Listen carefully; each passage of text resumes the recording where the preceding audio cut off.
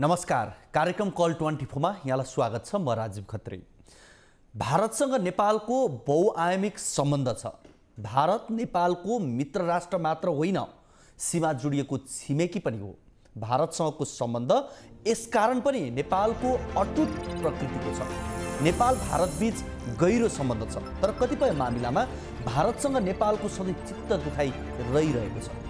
कूटनीतिक राजनीतिक तहमा सुमधुर सम्बन्ध भएको चर्चा भइरहन्छ। यद्यपि सीमा विवाद, थिचेमिचो, सीमा अतिक्रमण, सीमामा ज्यादती, अपमान, सन्धि सम्झौता, अपमान व्यवहार, हस्तक्षेपको आभास आदिका कारण नेपालमा भारतबारे नकारात्मक टिप्पणी पनि धेरै हुने गर्छ। पछिल्लो घटना महाकाली नदीको यो नदीको बहाव नेपालतिर फर्काएर भारतले तटबन्ध निर्माण गरिरहेको छ। भारतको यो क्रियाकलाप विवादमा परेको छ। नेपाल र भारतका स्थानीय बीच ढुङ्गा हानहान भएको छ। यो विषय आज हाम्रो कार्यक्रमको प्राथमिकतामा परेको छ। सरकारले पाल्नु पर्नेलाई फाल्ने र फाल्नु पर्नेलाई पाल्ने गरेर राज्यको स्रोत दुरुपयोग गरिरहेको भन्ने गुनासो नौलो होइन। खासै काम नभएका पदहरू सिर्जना गर्ने, राजनीतिक दलका कार्यकर्ताहरूलाई नियुक्ति गर्ने र जागिर खुवाउने अनगिन्ती ठाउँहरू छन्।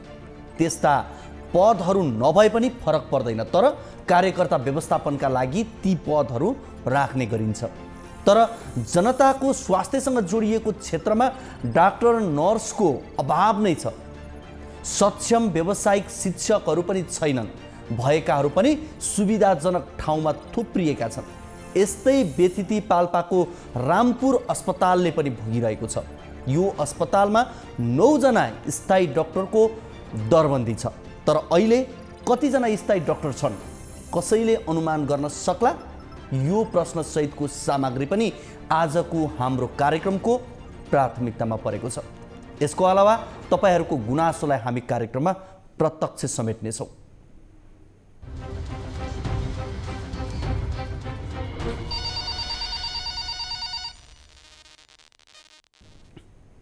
दर्शकवृन्द, तपाईको कुनै पनि समस्या, गुनासो, जिज्ञासा, अभिव्यक्तिहरू छन् भने हामीलाई कार्यक्रममा फोन गर्न सक्नुहुनेछ। यहाँहरू प्रत्यक्ष रूपमा हामीसँग यति बेला जोडिन सक्नुहुन्छ। हामीलाई सम्पर्क गर्नका लागि हाम्रो टोल फ्री नम्बर 1660 01 12 424, त्यसैगरी एनसीएल नम्बर 98 015 72 424 र भाइबर नम्बर 98 84 011 037 मा कल गर्न सक्नुहुनेछ। कार्यक्रममा यति बेला लागौँ पहिलो रिपोर्टतर्फ।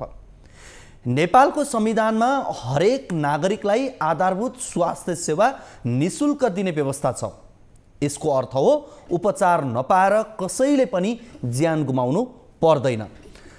तर विडम्बना, हाम्रो उपचारका लागि खटिन मुलुकभर करिब 4500 सरकारी स्वास्थ्य संस्थाहरूमा जम्मा 1800 चिकित्सकको दरबन्दी भए पनि 1200 मात्र काममा छ। 6000 नर्सको दरबन्दीमा 4000 मात्र कार्यरत छन्।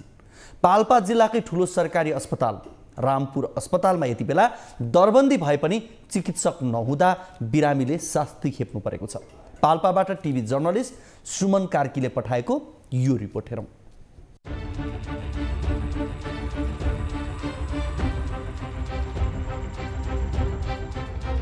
6 वर्षदेखि पाल्पाको रामपुर अस्पतालमा दरबन्दी अनुसार डाक्टर छैनन्। सरकारले विशेषज्ञ सहित 9 जना डाक्टरको दरबन्दी कायम गरे पनि अहिलेसम्ममा 1 जना पनि स्थायी छैनन्, जबकि 9 जना विशेषज्ञ डाक्टरको दरबन्दी छ।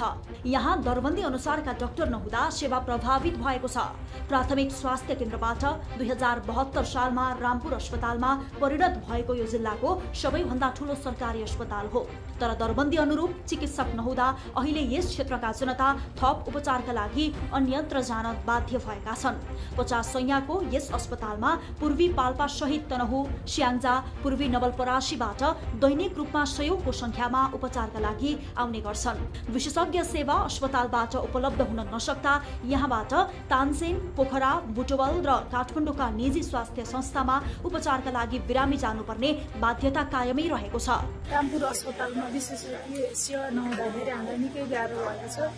यो हस्पिटल छोडेर अन्त जानुपर्ने, सरकारी हस्पिटल छोडेर प्राइभेट हस्पिटलमा गएर हामीले उपचार गर्नु परेको अवस्था छ। विशेषज्ञ सेवा चाहिँ छिटो उपलब्ध गराएर अनि हामीले सेवा लिन पाए भने चाहिँ कम खर्चमा प्रभावकारी उपचारका सेवा उपलब्ध गराउने उद्देश्यले प्रसुति, बाल रेडियोलोजिस्ट, जनरल फिजिशियन, अर्थोसर्जन, एनेस्थेलियोलोजिस्ट, 11औं तहको जनरल मेसु लगायतका चिकित्सकको दरबन्दी अहिलेसम्म कागजमा मात्र सीमित हुन पुगेको छ।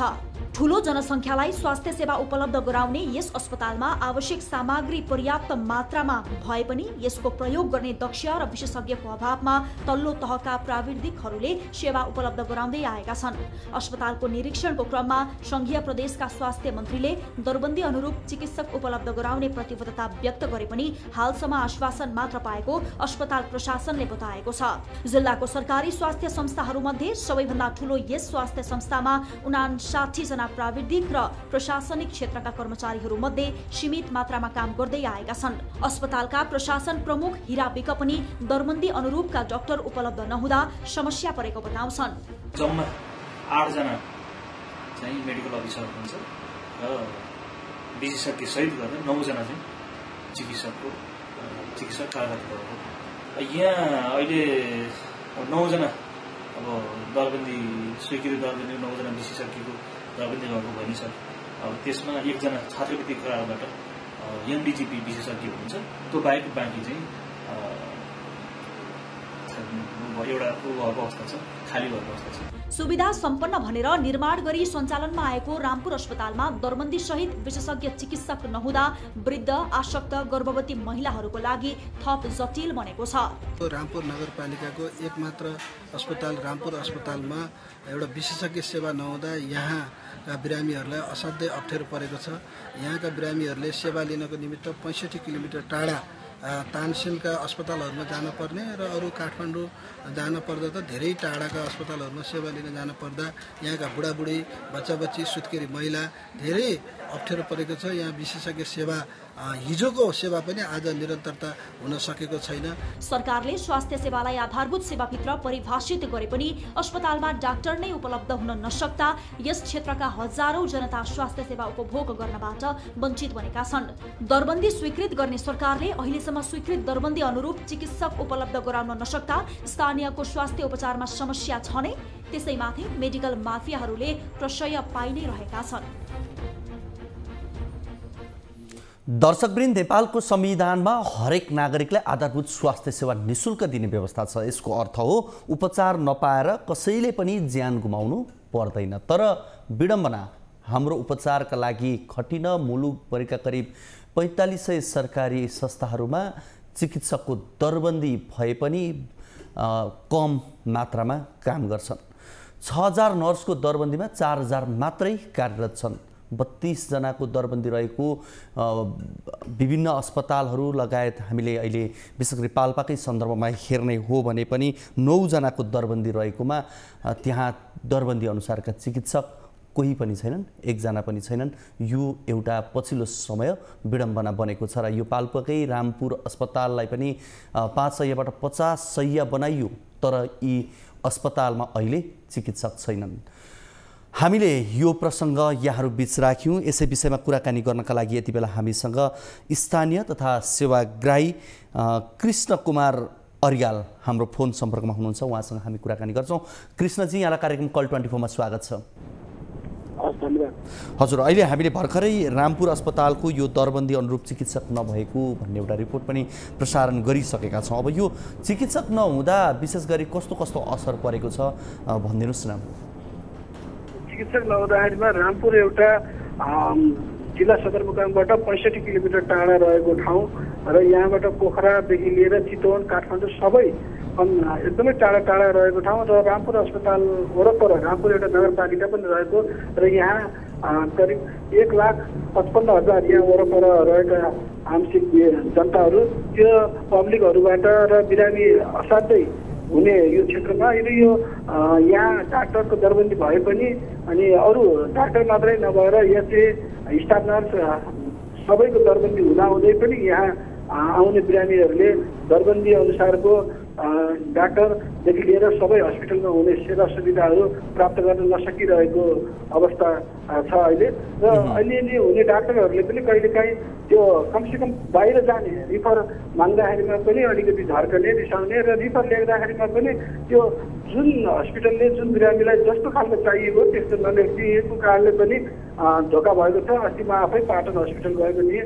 त्यो पाटन हस्पिटलमा डाक्टर यहाँ रामपुर अस्पतालबाट लेखिदिएको रिफरले त्यहाँ डाक्टरले लेखाइ मिलेन भनेर त्यहाँ बिमा प्राप्त गर्न सकिएन, बिमा सुविधा, र मैले आर्थिक रूपमा आफ्नै पैसा खर्च गरेर गर्नु पर्यो।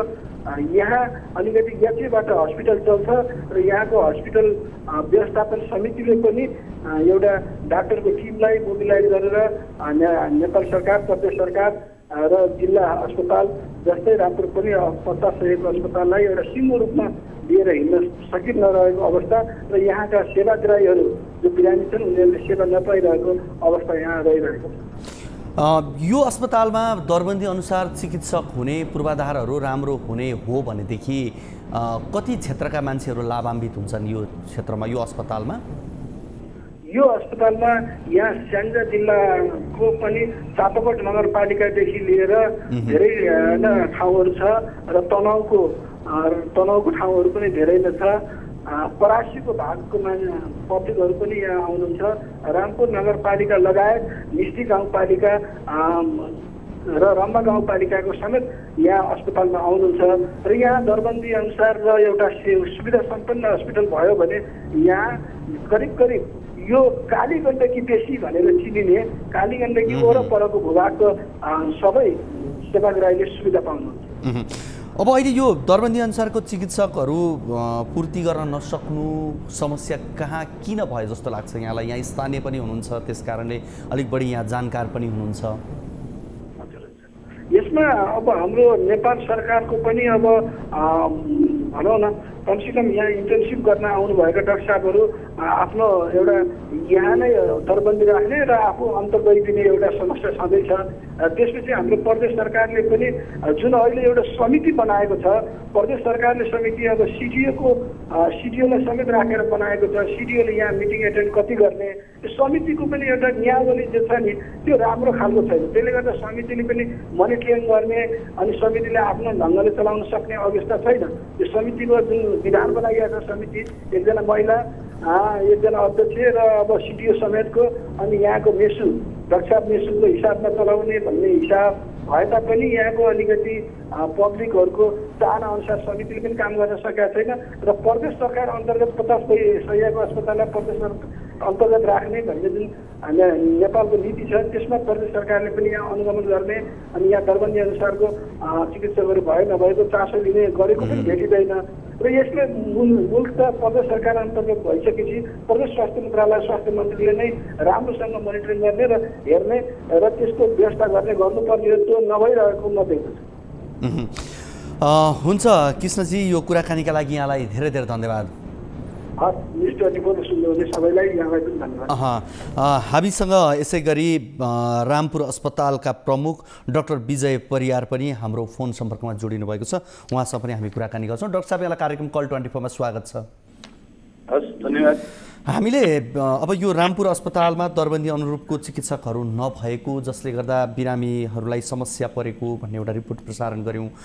ठ्याक्कै अब तपाईँको तर्फबाट भन्दा चाहिँ अवस्था कस्तो छ अहिले? अब 72 सालमा हाम्रो अब रामपुर अस्पताल 50 शय्यामा स्तर उन्नति भएको हो। त्यस पश्चात नै अब स्वीकृति दरबन्दीमै तपाईँको 8-9 जना विशेषज्ञ दरबन्दी रहने व्यवस्था छ। तर अब दरबन्दी अहिले संरक्षित नै छ अनि यसको लागि चाहिँ हामीले अब मेडिकल अधिकृतहरू र यो एमडिजिपी त्यो पनि अब 2 वर्षदेखि मात्रै अलिकति एमडिजिपीको त्यहाँ उपस्थिति हुन थाले हो र त्योभन्दा माथिको सेवाहरू चाहिँ नि अब दिन सकिएको छैन र ठुलो एउटा चाहिँ नि करिब 1.5 लाख जनसङ्ख्याको चाहिँ नि एउटा सेवा लिने ठाउँ हुन्थ्यो। तर हामीले अबको आवश्यकता भनेको अब हामीले आधारभूत कुराहरूलाई त हामीले अब हाम्रो उपलब्ध स्रोत साधनहरूलाई प्रयोग गरेर सेवा त दिइरहेका छौँ। तर अप्ठ्यारो चाहिँ अवस्था के भयो भन्दा अब विशेषज्ञ सेवा नभएपछि अब हाम्रो जुन एउटा चाहिँ अब लेभलले नभएपछि अब रिफर गर्नुपर्ने बाध्यताहरू छ, ती किसिमका बाध्यताहरू चाहिँ छन्। डाक्टर साहब, अब यो 1 वर्ष 1.5 वर्षको कुरा पनि होइन, 6 वर्षदेखि भनिएको छ करिब करिब यो दरबन्दीहरू रिक्त रहेको भन्ने कुराहरू छ। अब यो दरबन्दी रिक्त रहनु, एकजना पनि दरबन्दी अनुरोधको चिकित्सकहरू नहुनुको कारण चाहिँ के हो जस्तो समस्या कहाँ भयो भने जस्तो लाग्छ यहाँलाई चाहिँ? यो पहिलो कुरो त के छ भन्दाखेरि अब सरकारी चाहिँ नि अब थाहै 9-10औं तहको डाक्टर साहबहरू पनि अब निकै कमी नै हुनुहुन्छ। जुन रेसियोमा चाहिँ नि गभर्मेन्टले अब एउटा मेन पावरहरू जनशक्ति व्यवस्थापन गर्ने हो, त्यो पाटोमै अब पहिलो कुरो त्यहीँनिर कमजोरी भएको जस्तो लाग्छ मलाई चाहिँ होइन।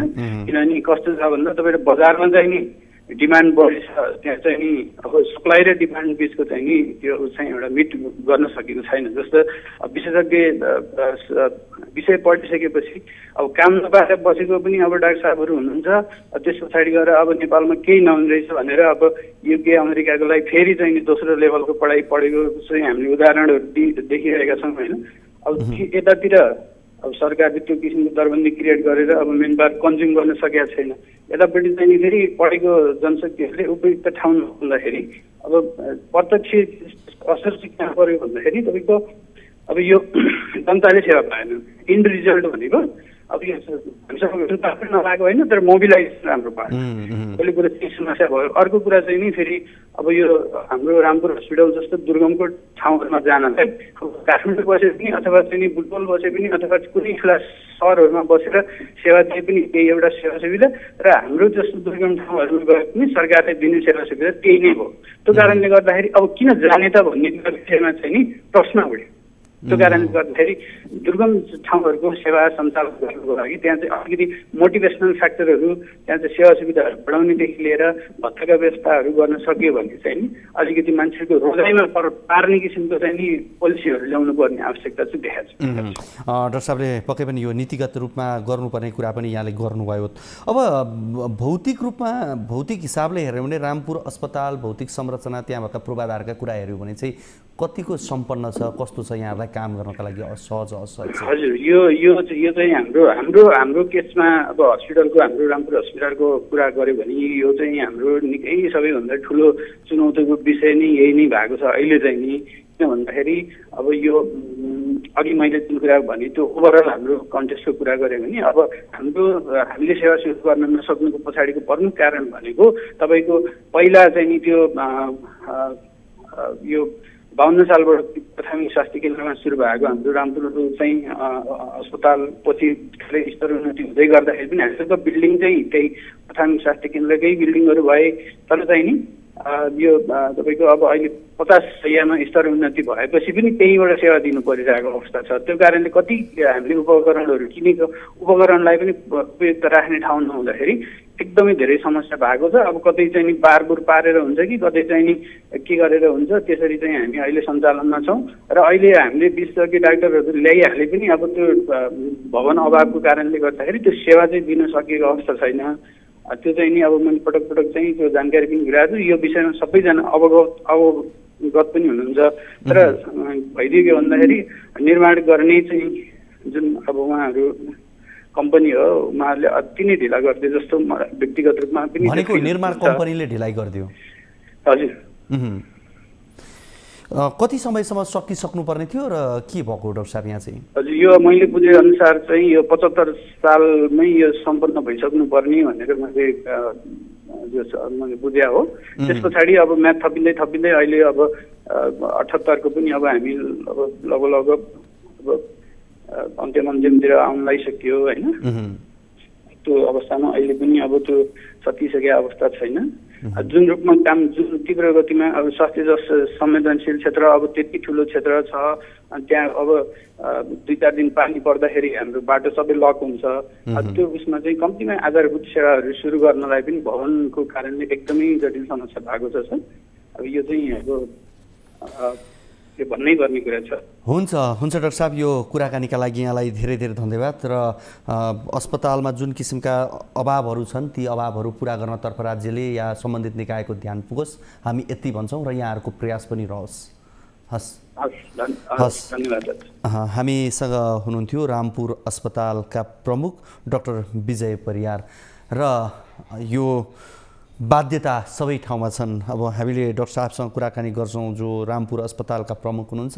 राज्यकै तवरबाट गर्नुपर्ने कुराहरू धेरै छन्। राज्यले नीतिगत रूपमा कतिपय कुराहरू सोच्नुपर्ने हो भने त्यो पनि सोच्नुपर्ने आवश्यकता छ, किनभने दरबन्दी अनुरूपको चिकित्सकहरू नहुँदा र चिकित्सकहरू सहर केन्द्रित रहँदा, सुगम क्षेत्रमा मात्रै रहँदा, दुर्गम दूरदराजका ठाउँमा दरबन्दी भए पनि चिकित्सकहरू नहुनु त्यो एउटा दुर्भाग्यपूर्ण कुरा हो। र स्वास्थ्य सबैका लागि आवश्यक छ, स्वस्थ भएर बाँच्न पाउने सबैको अधिकार छ। र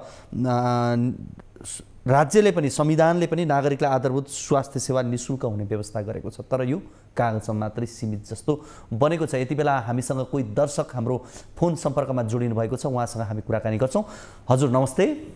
हजुर नमस्ते। हजुर कहाँबाट को बोल्दै हुनुहुन्छ? म डाक्नेश्वरी नगरपालिका वार्ड नम्बर 2 बाट। हजुर कुन नगरपालिका भन्नुभयो यहाँले? डाक्नेश्वरी, सप्तरीको डाक्नेश्वरी नगरपालिका वार्ड नम्बर 2। हजुर यहाँको नाम चाहिँ के भन्नुभयो? नाम अरुण कुमार यादव मेरो। अरुण कुमार यादव। अरुणजी यहाँको समस्या जिज्ञासा के होला? हाम्रो समस्या के छ हजुर, एउटा राष्ट्रियता, राष्ट्रियको त्यो मुद्दा छ। यो डाक्नेश्वरी नगरपालिका 2 में वडा अध्यक्ष रहमान मिया, जगदीश यादव, बेतन यादव, हजुर सचिव विनोद ठाकुर, हजुर यो 4 जना मिलोमत गरेर 90 जनाको नागरिकता कृत्य गरेर देश नागरिक भत्ता, यो सामाजिक सुरक्षा भत्ता हुन्छ त्यो भत्ता खाएको छ, अनियमितता गरेको छ। अब यहाँले 90 जनाको भन्नुभयो हैन? 90 जनाको नागरिकता यो कृत्य गरेको छ। र कसैको जन्ममिति फरक पारेको छ, कसैको नागरिकता नम्बर फरक पारेको छ, र कुनै मान्छे वडामा नरहेको त्यो मान्छेको नाम राखेर त्यो पैसा उठाएको छ। मरिसकेको व्यक्तिको पैसा गरेको छ। यो चाहिँ यहाँले कुन आधारमा, कसरी, यहाँहरूसँग के प्रमाण छ त्यो कसरी भन्नुभयो यहाँले? हामी त्यो डाक्नेश्वरी नगरपालिकाबाट सबै प्रमाण लिएर हजुर म जिल्ला प्रहरीमा 2077 साल 3 महिना 17 गते म डायरी दिएको थिएँ। हजुर त्यो डायरी मेरो फिर्ता गरिदियो। हजुर त्यसपछि म सरकारी वकिल कार्यालयमा डायरी पठाएँ। त्यो सरकारी वकिल कार्यालय त्यो डायरी जिल्ला प्रहरीमा पठाइदियो जो दर्ता गर्नु। हजुर त जिल्ला प्रहरीले त्यो दर्ता गरेन, 90 दिनसम्म गरेन। त्यसपछि म उच्च अदालतमा परमादेश गरेँ। 77/3/15 गते, 77/6/15 गते। त्यसपछि यहाँबाट सम्म जाँदा त्यसको भोलिपल्टि नै त्यो मुद्दा दर्ता गरिदियो, यानी 77/6/22 मा दर्ता भयो। यसो गरौँ अरुणजी तपाईँ हामीसँग लाइनमै बस्नु होला। यति बेला हामीसँग वडा नम्बर 2 का वडा अध्यक्ष रहमान मिया हाम्रो फोन सम्पर्कमा हुनुहुन्छ, उहाँसँग कुराकानी गर्छौँ र तपाईँले पनि दोहोरो कुराकानी गर्नु होला है त? रहमानजी यहाँलाई कार्यक्रम कल 24 मा स्वागत छ। हजुर हजुर। हामीसँग तपाईँकै नगरपालिका वडा नम्बर 2 का अरुण यादव हुनुहुन्छ है। उहाँको आरोप भनेको चाहिँ तपाईँले 90 जना विभिन्न व्यक्तिहरूको नागरिकताको उमेर बढाएर वृद्ध भत्तामा चाहिँ अनियमितता गर्नुभयो भन्ने उहाँको आरोप हो है। र उहाँले विभिन्न ठाउँमा उजुरी पनि हाल्नु भएको रहेछ। के हो यो कुरा सर? यसमा हजुर यो नागरिकताको नम्बर फरक छ कि उमेर फरक छ, यो सचिवहरू मदेखि नै अघि नै खाएर खियाइरहेको थियो। म आएपछि सचिवको आधारमा म नै पाइदिनु भएको थियो, तर म हेरेँ नै जति यो निवेदकले माग गरेको छ त्यो मध्ये यहाँ धेरै मान्छेको खराब छैन, अलिकति 2-4 जनाको होला। अब छानबिन सचिवजीले गरिरहेको छ हाम्रो 2-4 जना मात्रै हुन्छ सबै ठिकै छ यसो गरौँ है त म अरुण यादव पनि हाम्रो फोन सम्पर्कमै हुनुहुन्छ उहाँले थप अझ तपाईसँग कुराकानी गर्नुहुन्छ है त अरुणजी भन्नुहोस् त वडाध्यक्षज्यूलाई उहाँको कुरा तपाईँले बुझ्नुभयो पक्कै हजुर भन्नु न अरुणजी 77/6/22 मा दर्ता भएको छ मुद्दा र अहिलेसम्म जिल्ला प्रहरीले केही चासो लिइरहेको छैन 90 जनाको नागरिकता किर्ते भएको छ र 90 जनामा 25 जनाको रेकर्डै छैन जिल्ला प्रशासनमा र त्यस्तो व्यक्तिको यो किर्ते नागरिकता नम्बर राखेर पैसा गरेको छ किनाबिना गरेको छ रमनजी अब के भन्नुहुन्छ उहाँले त भनिरहनु भएको छ तपाईँले 90 जनाको चाहिँ उमेर बढाइदिएर किर्ते उमेर बढाइदिएर गरिदिनु भयो भन्दै हुनुहुन्छ नि त उहाँले त उनको माग छ तर त्यसमा जिल्ला प्रधान कार्यालयबाट रेकर्ड छ हाम्रो वडा कार्यालयमा म सबैलाई चेक गरिरहेको छ कि यहाँ 3 चोटि चेक भइसक्यो निवेदकको माग मुताबिक यहाँ कुरै छैन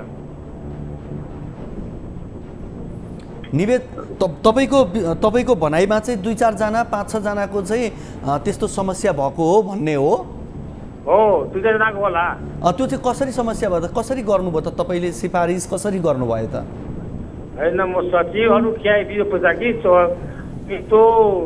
74-7-8 देखि नै म आएको छु नि भनेको कर्मचारीले तपाईँ आउनुभन्दा अगाडि नै बदमासी गरे भन्ने कुरा हो तपाईँको चाहिँ हजुर अरुणजी त्यस्तै हो त उहाँले भने जस्तै हो त उहाँले त म आउनुभन्दा अगाडि नै भएको हो भन्नुहुन्छ नि त वडाध्यक्षज्यूले आफ्नो रोहबरमा 74 सालदेखि अहिलेसम्म त्यो खुवाइरहेछ भत्ता र वडा सचिवलाई यहाँ यो अवहेलना चलाएपछि अदालतले 1 महिनाको आदेश दिएको थियो जिल्ला प्रहरीलाई जो 1 महिनामा जुन पहिला हुन्छ कानुन बमोजिम गर्नु त्यो जहिले एसपी साहबले गर्नु भएन त वडा अध्यक्षले एसपी साहबले गर्नु भएन त्यसपछि यो विनोद ठाकुरलाई म अवहेलना चलाएपछि विनोद ठाकुरलाई समातियो 25 दिन त्यसलाई हिरासतमा राखियो हाजिरी जमानतमा छोडेको छ र त्यो दिनदेखि यो जिल्ला प्रहरीले अनुसन्धान यताउता फरार भनिरहेछ म फेरि रिट चलाइदिए म निषेधाज्ञा रमनजी अब उहाँको भनाइमा चाहिँ तपाईँकै रोहबरमा यी कामहरू भयो भन्ने कुरा उहाँको छ के म जवाब दिन्छु कि हजुर अब यो जुन निवेदकले भनिरहेको छ त्यो कुरो त छैन अब जिल्ला प्रशासनका जिल्ला प्रहरी कार्यालयले यो 8 देखि 15-20 दिन अघि नै सबै मान्छेको बोलाएर नागरिकता हेरेर सोधबुझ गरेको थियो त्यसमा सबै खाने मान्छेले भन्यो म हजुर म आफै पैसा खाइरहेको छु यो मेरो नागरिकता हो त्यसमा सरजमिन जिल्ला प्रहरी कार्यालयले गरिसक्यो यो त कि 8-10-15 दिन भइसक्यो मात्रै सबै मान्छे बोलाएर सोधबुझ गरे जिल्ला प्रहरी कार्यालयले जे यो पैसा तपाईँ खानुहुन्छ कार्य हुँदैन हजुर म हामीहरू आफै पैसा खाएन खानु भएको अब ठिक छ अरुणजी रमनजी अब मैले यहाँहरू दुवैजनालाई अब यो फोनमा हामीले यसरी यहाँहरूसँग कुराकानी गर्दै गर्दा यहाँहरू दुवैजना आफ्नो ठाउँमा हुनुहुन्छ म अरुणजीलाई यति एउटा आग्रह गर्छु तपाईँले हाम्रो भाइबर नम्बरमा तपाईँसँग भएका डकुमेन्टहरू के छन् हामीलाई पठाइदिनु होला र हामी हाम्रो टिभी जर्नलिस्ट मार्फत यो विषयमा थप हामी फलोअप गर्छौँ है त हस् हामी दुवैजनालाई धेरै धेरै धन्यवाद दिन्छौँ हामीसँग डाक्नेश्वरी नगरपालिका सप्तरी वडा नम्बर 2 का अरुण यादव हुनुहुन्थ्यो भनेदेखि उहाँले विशेष गरी 90 जना विभिन्न व्यक्तिहरूको नागरिकता फर्जी बनाएर वृद्ध भत्ता लिएको अनियमितता भएको भन्ने उहाँको कुरा थियो र यस विषयमा हामीले वडा नम्बर 2 का वडा अध्यक्ष रमन मियासँग पनि हामीले कुराकानी गऱ्यौँ तर अब यो विषयलाई हामीले कागजपत्र उहाँसँग भएको सम्पूर्ण कागजपत्र हेरेर थप हामी फलोअप गर्नेछौँ यो विषय के हो भन्ने विषयमा हामी यहाँ अन्य दर्शकहरूलाई पनि आग्रह गर्छौँ तपाईँका पनि कुनै समस्या जिज्ञासा अभिव्यक्तिहरू छन् भने कार्यक्रममा फोन गर्न सक्नुहुनेछ यति बेला भने हामी लाग्छौँ दोस्रो रिपोर्टतर्फ भारतले महाकालीको बहाव नेपालतर्फ फर्कने गरेर आफू खुसी धमाधम तटबन्ध निर्माणको काम गरिरहेको छ। दार्चुला सदरमुकाम खलङ्गा स्थित महाकाली नदीको बहाव भारतीय पक्षले नेपालतर्फ फर्काएपछि स्थानीय बीच ढुङ्गा हानाहान भएको छ। नेपाली प्रशासनसँग समन्वय नै नगरी भारतले एकतर्फी तरिकाले महाकाली नदीमा स्काभेटर चलाएर बहाव परिवर्तन गर्न थालेपछि दुई देशका नागरिकका बीच मङ्गलबार ढुङ्गा हानाहान भएको हो। दार्चुलाबाट टिभी जर्नलिस्ट हरिप्रसाद जोशीले पठाएको यो रिपोर्ट हेरौँ।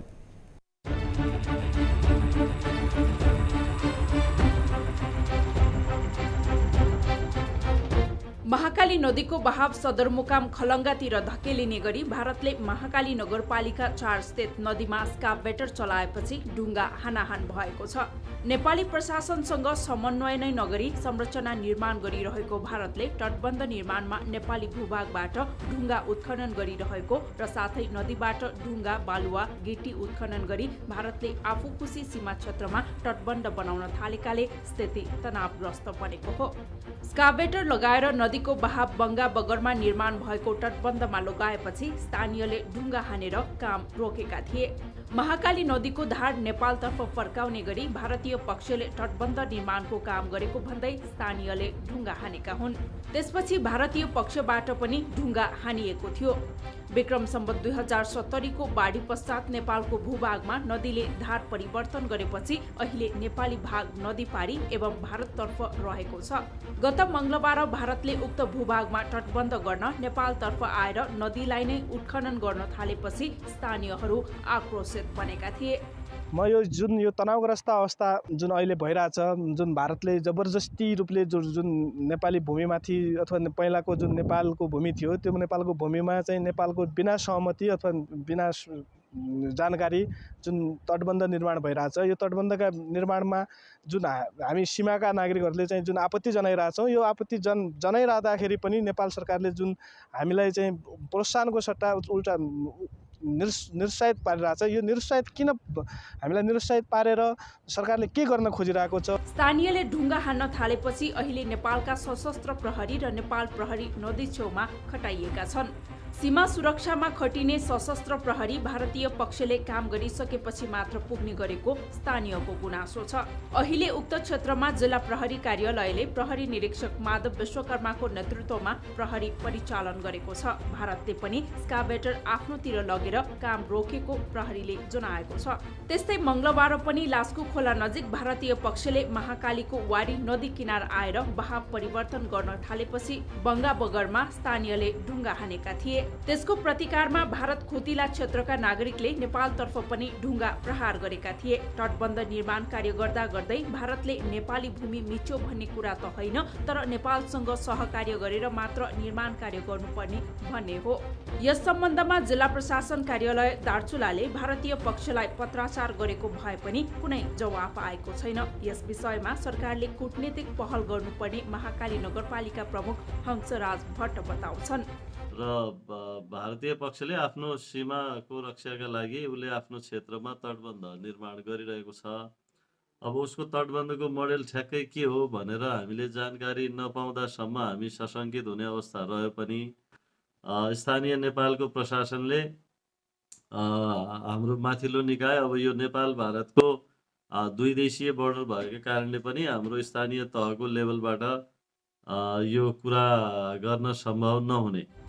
सैद्धान्तिक रूपमा विश्व जित्ने नेपाल सरकारले आफ्नो भूमिको रक्षा समेत गर्न सकेको छैन।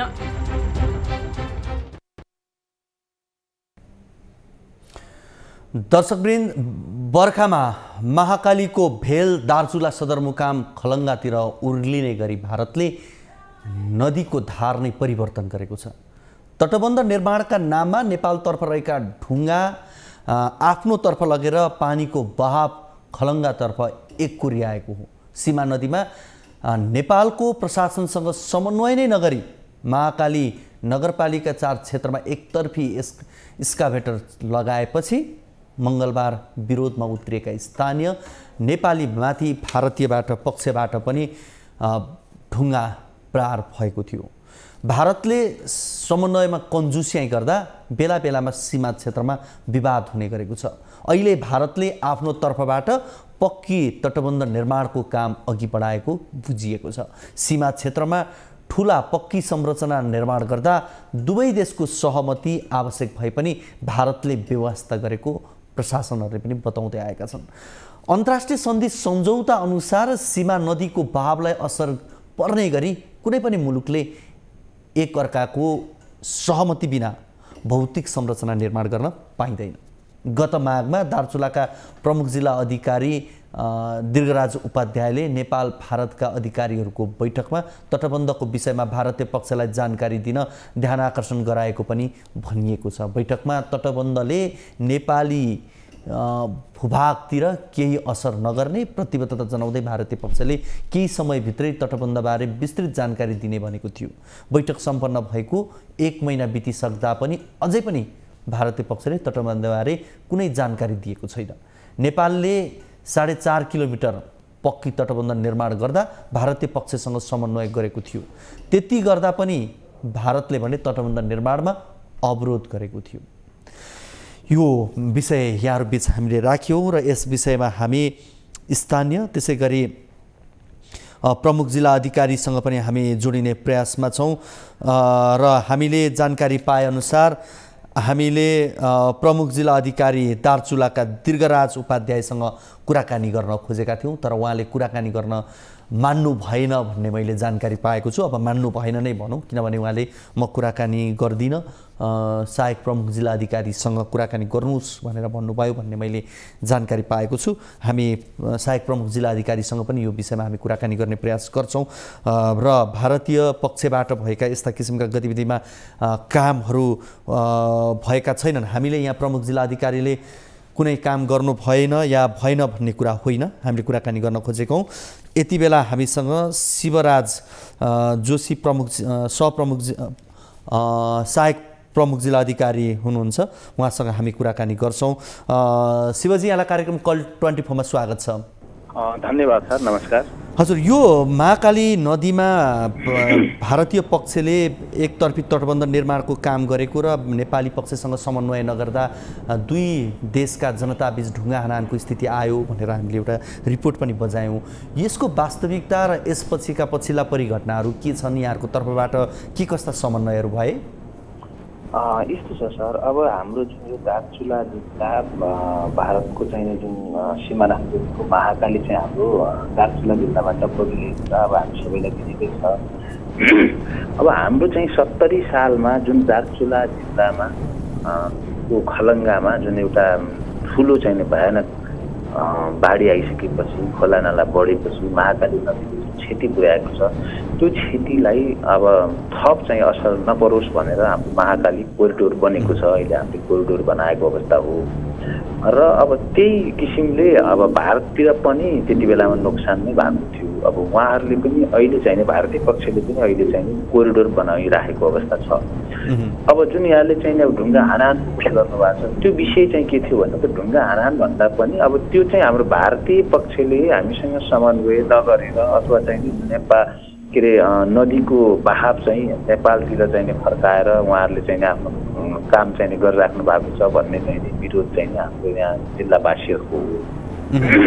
अब यो विषयमा त्यो दिन चाहिँ नि अब उहाँहरूको बिचमा विवाद भइसक्यो। अब टाढा छ त्यो ढुङ्गा हानाहान त, अब यहाँबाट चाहिँ अब त्यो नदी पारे त ढुङ्गा धेरै अब डिस्टेन्स पनि छ, तथापि अब साङ्केतिक विरोध चाहिँ नि अब जिल्लावासीहरूबाट दुईटै पक्षबाट भएको हो। अब भइसकेपछि हामीले सम्झाइ बुझाइ गरेर अब उहाँहरूलाई आफ्नो घरहरूतिर जानु गरी उहाँहरू जानुभयो। अब अहिले हाम्रो प्रयास भनेको के छ भने अब उहाँहरूको भारतीय पक्षसँग हामी चाहिँ समन्वय गरिरहेको छौँ। यसको विकल्पहरू छैन पनि हामीसँग, होइन। कूटनीतिक चाहिँ पहल गरेर गर्नुपर्ने अवस्था छ। हामी त्यसको लागि चाहिँ नि मन्त्रालयमा लेखेर पठाइसकेका अवस्था छ। जस्तो 1 महिना अगाडि पनि प्रमुख जिल्ला अधिकारी दीर्घराज उपाध्यायले भारतीय पक्षसँग कुराकानी राखेको र उहाँहरूले यो विषयमा हामी भन्छौँ भनेको अहिलेसम्म प्रतिक्रिया चाहिँ उहाँ उतापट्टि होइन। यसमा यसो छ, यसमा के छ भने फेरि हाम्रो कुरा जोडे पनि हामीले चाहिँ नि यो विषय उहाँहरूलाई जब उहाँहरूले चाहिँ तटबन्ध बनाउन सुरु गर्नुभयो, तटबन्ध बनाउन सुरु गरिसकेपछि हामीले यो कुरो उहाँहरूलाई लेखेर पठायो, केन्द्रमा जानकारी पनि गरायो। अब भारतीय पक्षबाट त्यो विषयमा कोअर्डिनेसन गर्ने विषयमा उताबाट चाहिँ हामीले कुनै खालको जवाफ नआइसकेपछि हामीले चाहिँ माथि पनि लेखेको छौँ र त्यति गर्दा पनि नभइसकेपछि हाम्रो चाहिँ नि उहाँहरूसँगसम्म नै हुन नसकेपछि एउटा चाहिँ नि हामी भर्चुअल मिटिङ पनि कल भएको छ। भर्चुअल मिटिङ पनि हामीले आयोजना गरेका छौँ। भर्चुअल मिटिङमा के कुरो आएको छ भने अब उहाँहरूले कोरिडोर बनाउनु पाउनुहुन्छ, बनाउने हुन्छ, बनाइराख्नु भएको छ। तर चाहिँ अब हाम्रो नेपालतिरको चाहिँ जुन हाम्रो बनेको तटबन्ध र नेपालको भूभागमा कुनै पनि किसिमको क्षति नहुने सुनिश्चित गरी उहाँहरूले चाहिँ नि आफ्नो कन्स्ट्रक्सन अथवा चाहिँ आफ्नो कोरिडोरको काम गर्ने भन्ने खालको कुरो भएको थियो। त्यो विषयमा भारतीय पक्षबाट चाहिँ नि हामी चाहिँ नेपाली भूभागमा कुनै किसिमको असर नपर्ने गरी नै गर्छौँ भनेर उहाँहरूबाट प्रतिबद्धता जाहेर भएको। जस्तो विगतमा हेर्ने हो भने नेपालले पनि धेरै नै तटबन्ध बनाउने क्रममा यी नेपालको तर्फबाट जानकारी गराउँदै पनि उनीहरूले अवरोध गरेको थिए। अब यसपटक उनीहरूले खबरै नगरिकन नेपालसँग समन्वय नै नगरिकन काम हुँदै गर्दा चाहिँ प्रहरी सशस्त्र प्रहरीहरू समयमा नपुगेको, नेपालको तर्फबाट चाहिँ अलिकति कम चासो भएको हो कि भन्ने गुनासो स्थानीयको देखिन्छ नि। अब उहाँहरूले आफ्नो साइडतिर चाहिँ काम गरिराख्नु भएको थियो। अब काम गर्ने सन्दर्भमा अब थोरै पानीको बहाव चाहिँ नेपालतिर चाहिँ उहाँहरूले फर्काउनु खोज्दाखेरि अब के अरे अब त्यहाँको चाहिँ त्यो नजिक बस्ने हाम्रो जिल्लावासीहरूबाट स्थानीयबाट अवरोध भएको अथवा चाहिँ उहाँहरूले विरोध गर्नुभयो। खबर गर्ने बित्तिकै तत्काल इमिडिएट हाम्रो चाहिँ प्रहरीको त्यहाँ पुगेको अवस्था पनि छ। म यहाँसँग कुरा गर्दा म आफै त्यहाँ पुगेको हो। त्यस कारणले अब के छ भने अब त्यहाँ उहाँ आउने बित्तिकै तुरुन्तै हाम्रो चाहिँ हामीले प्रहरी पठाइसकेपछि उहाँलाई सम्झाइ बुझाइ गर्दा त्यो विवाद मतलब अगाडि बढ्न पनि नदिएको अवस्था हो। तर अब अहिले के छ भन्दाखेरि अब समन्वय चाहिँ गर्न जरुरी पनि छ। यो समन्वय हामीले अहिले पनि प्रयास गरिरहेको छौँ। अहिले मतगणना हिजो सिद्धिएको छ, उहाँहरूले खबर गर्छु भन्नुभएको छ। हामी समन्वय गरिराखेका छौँ। समन्वयको विकल्प पनि एउटा छैन हामीसँग अब।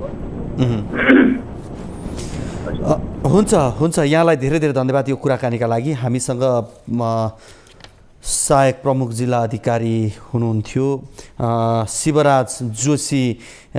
यति बेला हामीसँग स्थानीय दीपक जोशी पनि हाम्रो फोन सम्पर्कमा हुनुभएको मैले जानकारी पाएको छु। म दीपकजीसँग पनि कुराकानी गर्छु। दीपकजी, यहाँलाई कार्यक्रम कल 24 मा स्वागत छ।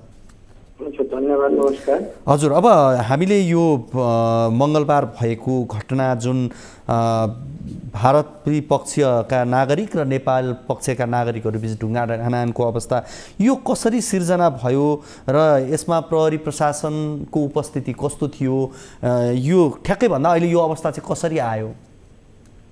खास गरी अहिले महाकाली नदी किनारमा भारतीय पक्षले तटबन्ध निर्माण गरिरहेको छ। यति बेला महाकालीको अलि सतह कम रहेको र त्यो पुरानो धार परिवर्तन गरी नेपाली भूभागतिर महाकाली नदी गइरहेको अवस्थामा भारतले तटबन्ध बनाउँदाखेरि साबिकको तटबन्ध हुँदा अलिक महाकालीपट्टि अर्थात् हिजोको दिनमा महाकाली नदी उतातिर धार लिएर बगिरहेको अवस्थामा सानो हुँदाखेरि यता बगिरहेको छ। पछिल्लो बाढी भइसकेपछिको अवस्थामा त्यतातिर तटबन्ध बनाउँदाखेरि नेपाली भूभागमा भोलिको दिनमा क्षति हुन सक्ने, बाढीको जोखिम हुन सक्ने खतरा स्थिति थियो। यो लामो समयदेखि भारतले गरिरहेको समयमा पछिल्लो अवस्थामा जुन भारतले बनाइरहेको छ त्यसपछि नेपाली जनताहरूको आम यहाँका नदी किनारका बासिन्दाहरूले असहमतिको रूपमा त्यसलाई चाहिँ रोक्न पर्यो।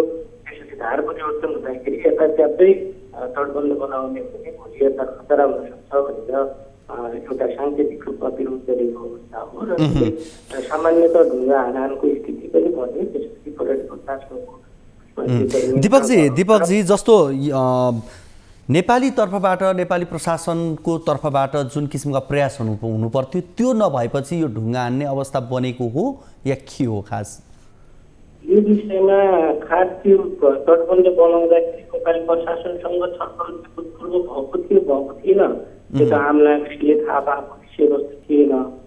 त्यो आकस्मिक रूपमा त्यही स्पोर्टमा चाहिँ भारतीय पक्षले जेसीबी लगाएर ठुल्ठुलो ढुङ्गाहरूलाई चाहिँ त्यहाँ नदी किनारको सतहमा राखेर त्यो किनारबाटै तटबन्ध बनाउन सुरु गरेको अवस्थामा प्रत्यक्ष रूपमा देख्दाखेरि चाहिँ त्यो साङ्केतिक विरोध गरेको हुन्छ। हस्, यहाँलाई यो कुराकानीका लागि धेरै धेरै धन्यवाद। हामीसँग हुनुहुन्थ्यो दार्चुलाबाट स्थानीय दीपक जोशी। त्यसै गरी हामीले दार्चुलाका सहायक प्रमुख जिल्ला अधिकारी शिवराज जोशीसँग पनि कुराकानी गऱ्यौँ र दार्चुलामा केही दिन अगाडि महाकाली नदीको बहाव नेपालतर्फ फर्कने गरी आफू खुसी भारतीय पक्षबाट धमाधम तटबन्ध निर्माण भएको भन्दै दुई देशका स्थानीयबीच ढुङ्गा हानाहान भएको प्रसङ्ग यो रिपोर्ट यहाँहरू बीच हामीले राख्यौँ।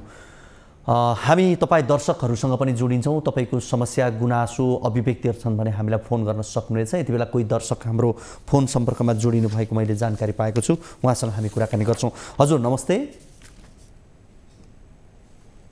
हजुर नमस्ते।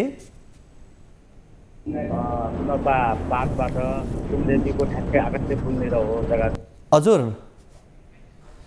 हामीसँग कोही स्थानीय दर्शक जोडिनु भएको थियो, उहाँसँग हामी कुराकानी गर्ने प्रयासमा थियौँ तर उहाँको आवाज हामीले अलिकति बुझ्न सकेनौँ। यति बेला फेरि उहाँ आइसक्नु भएको छ। हजुर नमस्ते। नमस्ते सर। हजुर कहाँबाट को बोल्दै हुनुहुन्छ? कहाँबाट भन्नुभयो? सूर्य विनायकबाट। यहाँको नाम चाहिँ? रविन नायक। नवीनजी, यहाँको समस्या जिज्ञासा के होला? समस्या यो केस भनेको धेरै 64 सालदेखि भएको सर। अनि मान्छेले बाटो नभएको जग्गा किनेको अनि अहिले यो बाटो जबरजस्ती दादागिरी सकिमै आएर यो कम्पाउन्ड अनि यो पर्खाल सरकार सबै भड्काएको छ होइन घरको। अनि त्यसपछि सेकेपछि भनेर 2 लाख रुपियाँ दिनुभयो होइन। तपाईँको जग्गा मिचेर बाटो बनाएको भनेको बाटो चाहिँ कसले? नगरपालिका वडाले बनाएको हो? नगरपालिकाले बनाए। हजुर हजुर। अनि हामीले लेखित त्यो काम गर्ने लेखितमा दिनु भनेको त्यो पनि मलाई दिनु भएन होइन। अनि यो सबै राधेश्याम साइकिल बन्दर अनि कपिल बन्पाल अनि रत्न बजाने भने 3वटा किताब होइन। रविनजी म एउटा सोधिहालेँ मैले यहाँलाई। तपाईँले क्षतिपूर्ति बापत चाहिँ 2 लाख रुपियाँ पाउनुभएको हो? त्यो त 65 सालमै हो होइन। 65 सालमै पाउनुभयो। त्यो बेलामा हाम्रो बोरिङको खानेपानी त्यो अनि सबै होइन हामीलाई हिँड्न मात्रै थियो भने होइन। यसो गरौँ रविनजी, तपाईँको आवाज हामीलाई अलिकति बुझ्न पनि केही समस्या भएको छ। तपाईँ अलिकति बाहिर हल्लाखल्लामा हुनुहुन्छ जस्तो छ। हामी पछि फेरि यहाँसँग जोडिन्छौँ र यो विषयमा हामी थप बुझ्छौँ, किनभने यो यति बेला यहाँसँग कुराकानी गर्दै गर्दा भने हामीलाई केही आवाज बुझ्न असहज भएको छ। अहिलेलाई चाहिँ यहाँलाई धेरै धेरै धन्यवाद दिन्छौँ यो कुराकानीका लागि। रविनजी हुनुहुन्थ्यो भक्तपुर सूर्य विनायकबाट, उहाँले आफ्नो समस्या राख्दै हुनुहुन्थ्यो। उहाँको आवाज अलिकति बुझ्न हामीलाई थोरै समस्या भएको थियो, उहाँ कतै बाहिर हुनुहुन्थ्यो। हामी तपाईँको समस्या गुनासोलाई फेरि हामी आगामी कार्यक्रममा समेट्ने प्रयास गर्नेछौँ। हामी तपाईँ दर्शकहरूलाई पनि आग्रह गर्छौँ, आजको कार्यक्रमको निर्धारित समय त करिब करिब सकिसकेको छ, तर पनि हामीलाई अन्य समयमा पनि यहाँहरूले फोन गरेर आफ्नो समस्या जिज्ञासा कार्यक्रममा राख्न सक्नुहुनेछ, टिपाउन सक्नुहुनेछ। हामी नम्बर दिन्छौँ यहाँलाई फेरि 16600112 यो टोल फ्री नम्बर रहेको छ। त्यसै गरी एनसिएल नम्बर रहेको छ 9801572424 र भाइबर नम्बर 9884011011 037 हामीलाई कल गर्न सक्नुहुनेछ। आफ्नो समस्या गुनासो कार्यक्रममा राख्न सक्नुहुनेछ र तपाईँले हामी तपाईँसँग प्रत्यक्ष रूपमा कार्यक्रममा पनि कुराकानी गर्छौँ, तपाईँका फोन कलहरू लिन्छौँ। तर कार्यक्रम अवधिमा तपाईँको फोन लागेन भने पनि अन्य समयमा भए पनि आफ्नो दिएका नम्बरहरूमा फोन गरेर तपाईँले समस्याहरू टिपाउनु भयो भने हामी तपाईँसँग कुराकानी गर्न सक्छौँ र हामी कार्यक्रममा तपाईँको समस्याको आधारमा हामी तपाईँलाई आफै पनि फोन गर्छौँ यहाँबाट। तर तपाईँले अन्य समयमा भने आफ्नो समस्या टिपाउनु पर्ने हुन्छ। आजको कार्यक्रमको निर्धारित समय सकिसकेको छ। भोलिको कार्यक्रममा हामी अन्य विषयहरू सहित कार्यक्रममा तपाईँको समस्या गुनासो लिनका लागि आउँछौँ र समस्याको समाधान र जिज्ञासाको जवाब खोज्न आउने नै छौँ। तबसम्मका लागि बिदा दिनुहोस्। हवस् त, नमस्ते।